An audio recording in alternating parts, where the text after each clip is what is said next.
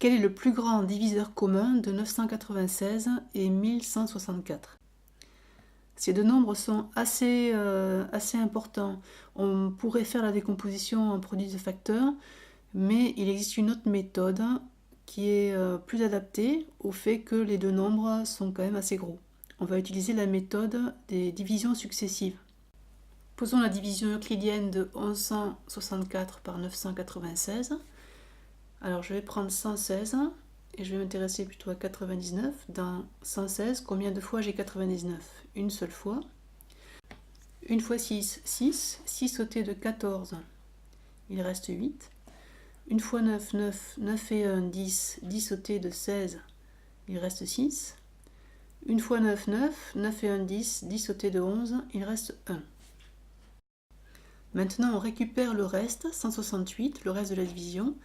On reprend l'ancien diviseur 996 et on pose une nouvelle division, 996 divisé par l'ancien reste, 168. Dans 9, combien j'ai 2 fois 1? Alors si j'essaie 9, 8, 7, 6, ça ne marchera pas, ça va être trop important. Le premier chiffre qui fonctionne, c'est 5. 5 fois 8, 40. Ôté de 46, il reste 6. 5 fois 6, 30. 34. 34. Ôté de 39, il reste 5. 5 fois 1, 5. 5 et 3, 8. 8 ôté de 9, il reste 1. Donc à nouveau, je récupère l'ancien reste 156 et l'ancien diviseur 168 et je pose la division 168 divisé par le reste précédent 156. On voit tout de suite qu'il y a une seule fois 156 dans 168. Une fois 6, 6. 6 ôté de 8, il reste 2.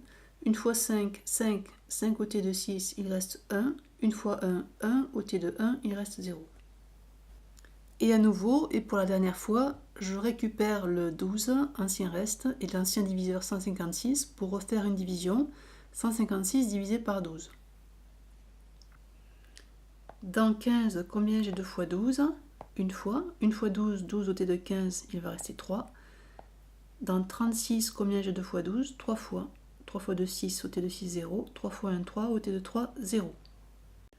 Maintenant, le dernier reste étant nul, les divisions successives s'arrêtent et le PGCD des deux nombres 996 et 1164, c'est le dernier reste non nul, c'est-à-dire celui-ci, c'est donc 12.